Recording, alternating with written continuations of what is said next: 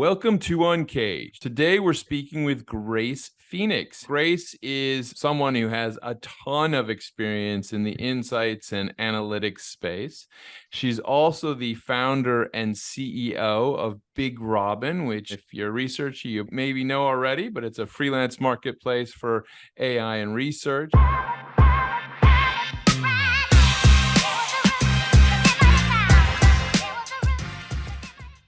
We'll go through what Big Robin is up to and how it's evolving and expanding in a second. But before we get there, Grace, let's talk a little bit about your background and your career. Yeah, so actually it's funny because my daughter actually did an interview of me last year, and it was for a feature project. And the topic of it was for women and people who were basically prosperous and wealthy. And I found it a little bit strange for her to ask me because I'm certainly not wealthy or what do you call this, or a global citizen, as she was saying. But basically, what I know I am, though, is I'm a mover. I basically can't stay in one place or one state of mind for too long. Physically, I've always loved moving houses, state, countries. So I think it's ever since my dad moved us out of a small community in the Philippines, in a remote pineapple plantation, I kind of like wanted to move homes every few years. I was one of the few who raised my hand to take pioneering assignments with Procter & Gamble, where I was for about 20 years. So I got the benefit of living and working in Taiwan, in China, in the UK, in Switzerland, and to work on really new markets before I moved to the company's headquarters here in Cincinnati in the US.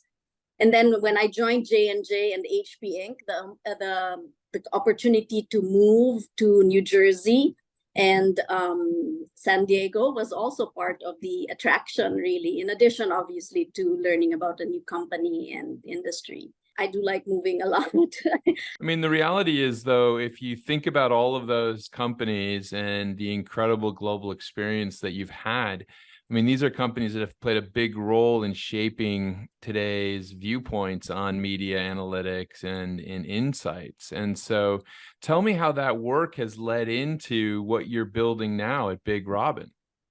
Yeah, well, Big Robin was really started off because I felt like there's a lot of the innovation and a lot of the things that are changing the world right now is kind of like at the intersection of many trends. And I felt like, and I was seeing it happen, that there was the part of the space that I was working in was the growth, obviously, of the explosion of data. That's one trend that was happening. On the other hand, there was this whole explosion also of the passion of people to be their own bosses. And so the freelance, the gig industry, the being an independent and not handcuffed, for example, to a job or a place or a way of living. I guess that was also another trend that we were seeing. And then there's a third component of it, which is basically, I call it a bit more primal, like people wanting community and reestablishing a sense of belongingness to like-minded people and just living your life that way. So I think Big Robin was really more of the timing was good for me to kind of like start it up. And I figured, how is it that we can, bring these things together? And at the time also, when obviously we started in the middle of COVID, where we were hearing a lot of people being laid off or people rethinking, the great resignation, rethinking their priorities in life, that really was kind of like, for me, the trigger for saying maybe there's an alternative and a place where all these can come together. And that was the essence of, Big Robin. When you think about, Big Robin and really kind of perhaps where you started it when you got it going, but to where it is now, I mean, how does it function as a marketplace? How does someone utilize it? Yeah, so it's essentially, I call it like the, like a connector. It basically connects businesses to researchers, and researchers gives business to researchers. So Essentially, what it really is, it's similar to Upwork, if you've heard about it. It's a freelance generalist, I call it generalist freelance marketplace. Our difference with versus Upwork and Fiverr, maybe that's out there, is our focus is on data science and market research, and everything that goes into that. It's a niche specialization, which is quite different from the kind of services that you would get from an Upwork. Yeah. It's also similar to, I would say, Uber or Airbnb. So essentially, it's a connector. It's a matchmaking kind of marketplace. Yeah. But at a certain, I guess the difference also is different from these marketplaces is because of the explosion of data and because of the difficulty of finding out where the data is coming from. I've also kind of like made it a point that Big Robin is going to be also a knowledge marketplace. So not just for talent, it's also for the knowledge of the freelancers to kind of like capture that and be able to share that, democratize it. Right now, for example, if you search anything, you'll get an answer and you might get a data set that looks very credible. But you don't know who put them together, whether it was AI, whether it was bots, whether it's, reliable information. So, well, I feel like today, the research space is evolving rapidly. It's also kind of finding itself in an interesting moment. And I was reading about that scandal related to that Harvard Business School professor who has been accused of falsifying her data, and how all of these forensic data companies were able to basically kind of model out how she had cheated the system. I thought it was incredible. It was amazing. But it also shows you, one, the range of tools, as well as the delicacy right now that we face, which is, yes, how do you do this correctly? How do you line it up? And really, where can we go? You said, Grace, your career, obviously, you've been kind of front and center with this big data movement. But I mean, tell me a little bit about where you think we are in terms of this shift to kind of, I'd say people talk about data-driven marketing, data-driven decision-making, insights. Where are we right now in the way people are using systems and moving the industry forward? Yeah, I really feel we're at a junction, like where we basically like there's no denying it that basically, there's many, many crash courses there and certifications that people can get, and then suddenly they're experts. Somebody in my field, for example, downloaded ChatGPT and all of a sudden they feel credible, like they've used it for their work and all of a sudden they say, oh, I know ChatGPT and I know AI.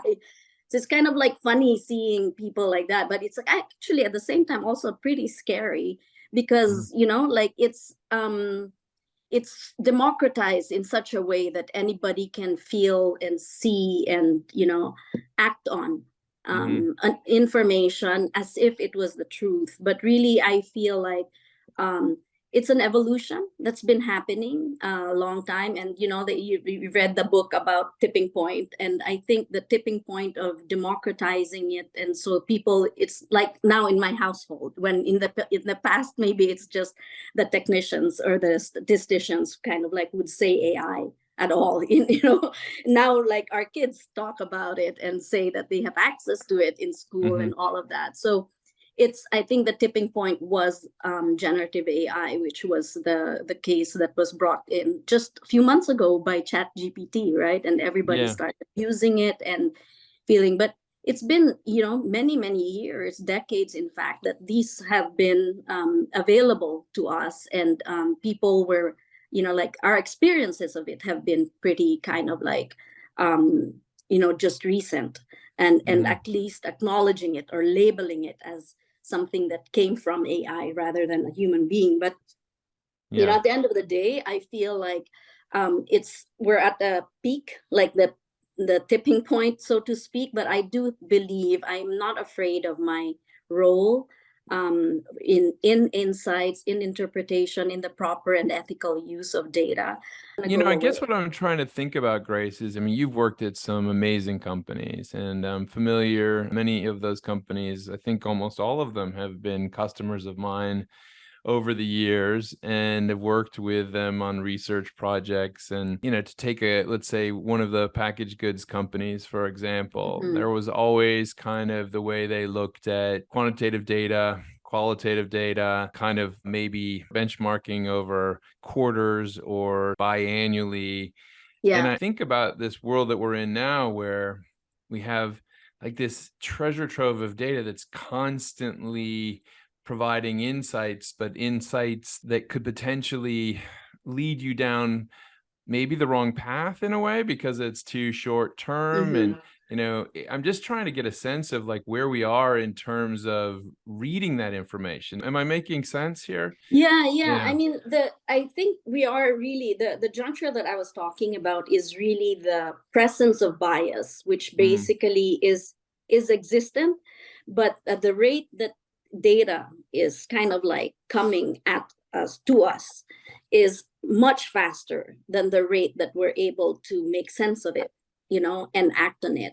And that is the challenge. Basically, it's like, because the information is coming so fast, and the actions, therefore, and decisions kind of like can be made as quickly as they come in, we kind of like, we're such in a hurry to kind of like act on it. And that for me is it's a big opportunity, because things that would take maybe months, weeks, years to get done, or to analyze, or to get the validation of data to make us braver to make certain decisions, it's been crashed into seconds, right? Yeah, Less than a minute. I agree. I also, it's such an interesting point, because, the data that is available, it touches on every area of a business now. And I find sometimes that I'm in calls, I have a PhD, so I am a trained researcher. So I come across situations where, let's say our sales team will be thinking about something. I look at the data and I see the data set, and I'm like, guys, this is not, no, stop, stop. Like, you're making the wrong insight here, right? And trying to make sure that we really have that guidance, right? Because data on its own can be quite misleading at times. And if it's not looked at with the right viewpoint, it's such a fascinating moment. I mean, Grace, I love the area you're working in. I love what you're building with Big Robin, but tell me a little bit more what got you here. I mean, what drives this passion for research? I think the main things that kind of like have driven me actually in my career, and was really meaningful work. Like, you want to do something that matters at the end. Matters to everybody is what people like, who are quite humanitarian that way. For me, it's kind of like, it matters to the people around me. So I choose the companies that I go for, because I feel like I could see the product of what I'm doing and I'm working for, and I'd be proud of it. And the people close to me, people I love, like what I'm doing. So I think it's meaningful work is one thing. The other one is really the pursuit of growth. I think that's what we're here in this world for. It's really to kind of like continue to become better and better and better, no matter the age, no matter where you've finished and where you've come from. So in every experience, there's a movement towards growth. That's kind of like what I've been chasing, I suppose. And that's why also I've evolved, like, in the past, and you're in research for many years too, and it was market research.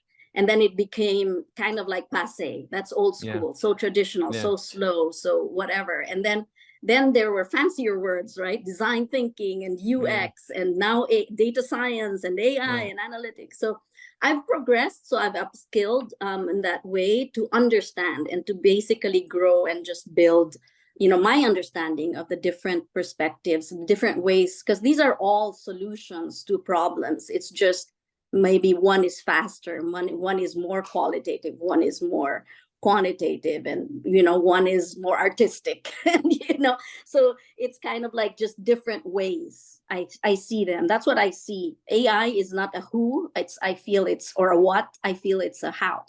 It's a Yeah. how to something that we've approached in very different ways in the past. So that's growth as well. And then I suppose the other part really that really inspires me too is the beyond growth. I think is just the, how do you call it? It's like leaving something behind, or being how do you call it? Like driven by making a good thing for humanity beyond yourself. So Right. I guess that's also why Big Robin is for profit, obviously, but Yeah. in a way, I feel it's something like a responsibility that many of us, like you're a researcher, I'm a researcher, many of us who know data, I feel like sometimes, it's almost like a calling, right? Especially at this time, that we need to make sure that data is used properly. Yeah, that's one wonderful way of describing it and outlining it. And certainly, I think the way that a marketplace can operate for insights, analytics allows you to also give your fellow practitioners, people that have played in this world, a little bit of life flexibility, ways that they can manage things, but also really kind of going back to that first point, getting involved in the projects that they are excited by. And that's, I think, really, really cool. Well, Grace, I mean, as you think about the world and where we're going over the next 18 months and your plans for Big Robin, what's on the horizon for you and the team? What I'm really excited about in the future is the alternatives that we now all have, and being able to chart our own paths. I think the industry in research, as well as the demographic that I represent, has not always been kind of like a friendly place, for people who are kind of aspiring to move forward and make an influence and make a statement and their voices be heard. So I am very, very encouraged and hopeful that somehow, I think a place like Big Robin can be that place for folks in our field, especially because I was just talking to somebody who was, like an icon in our industry, but you know in the corporate world of America and world, everywhere, there is a tendency for us to be seen as aged out. you know Mm-hmm. when we, like, not just in terms of like looks and demographic, but it's also in terms of the approach that we have. Like, it doesn't have AI, and you used to do research, the traditional way, or Mm-hmm. like you're from the old generation, so and old ways, and you're not as tech savvy, let's just say. So there's a lot of things like that it's gone through all of industries, but especially in our industry where we learn and talk, and a lot of our ways are still very olden ways, like the way you understand another human being and what they're really saying, Mm-hmm. what they're really believing, not just the words that they speak. There's a lot of that's really old, and it's not something that technology can fix. So there's no Yeah. substitute, I think, to domain understanding and experience that you live through and work through. So I feel, and I'm hopeful, that Big Robin will serve as a place for people who kind of like feel, like maybe technology has moved on from them and they cannot contribute in the way that they really love to contribute. So I do have people on the platform who have retired, and they're Mm-hmm. wanting to do the thing that they really love to do, and it brings back a little bit of a fresh sense of contributing. Yeah. Well, I mean, I'll tell you something, Grace, you might find interesting in my own work in the machine learning field. There is very much a school of thought that, strangely enough, the people that AI hurts the most are young people. because older executives have a ton of experience and they have that ability to apply that understanding of a situation and insight and data in a way that if you were someone coming up in research and analytics, you just don't know how to read the data. You just don't know how, you don't know what that pattern means. And so it's a really interesting time. I actually think it raises just a ton of questions in terms of how do we actually train young people to get to that next level? How do we make sure that it's not just them, pressing the buttons and that's it, but really how do we capture that ability to analyze the insight and really to pull that information? I don't want to overstate that, but I see it in a lot of fields. AI impacts things like design, a lot of that basic design work. If that can be done in a machine learning, in a generative environment, that would have been something that a young person might have spent a couple of years doing that. And there's kind of a reason why, because in fact, I just saw, I think there was a feed in one of the LinkedIn feeds. I think IBM did a report, 5 years spaced out. So 2018 and before that 2013, 2018 and 2023, about the skills that people kind of like need for the future. And what it showed was a definitely decline, like really a decline of STEM, which is AI, which is computing, which is a lot of the engineering that we kind of like invested in as a human race, so to speak. And then the rise of, the more human side of data, like intuition and oversight and morality and ethics, those are some of the things you can't compute, you can't compute those things. And how do you train the people synaptic connections that are required for really quite complex creative thoughts perhaps are the domain of humans. But the challenge really is that I always find it funny. People always complain when they work, right? They'll say things like, oh, I want to be more creative. I need time to think about things. But when you give them that time, you say, all right, they realize how actually hard it is to be creative and to be original. And they sometimes, find themselves perhaps wishing that they were back in more of a structured system. And so I do think that this new world will demand more from us, from humans.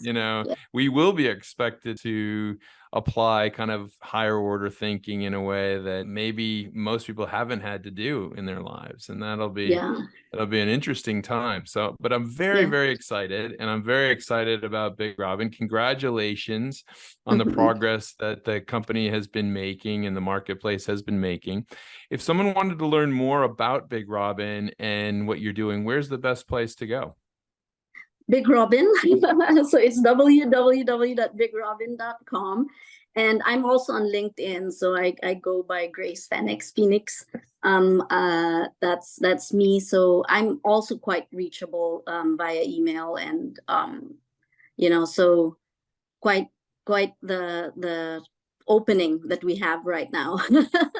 In all aspects, right? Yeah, it's great to see this progress. I think this type of marketplace makes a ton of sense. And thank you so much for being on UNCAGED to tell us about it. We've been speaking with Grace Fenix. She is the founder and CEO of Big Robin, which is a marketplace for AI and research. So if you are a researcher, if you're someone who needs research, bigrobin.com. Give it a try, give it a look. Grace, thank you so much for being on the program. We've been talking about the state really of applying things like AI in your research, how that will link together with bringing in experience and really some of the knowledge that's gathered in terms of insights and analytics, and then also applying that knowledge and maybe even building a marketplace for that knowledge going forward as well.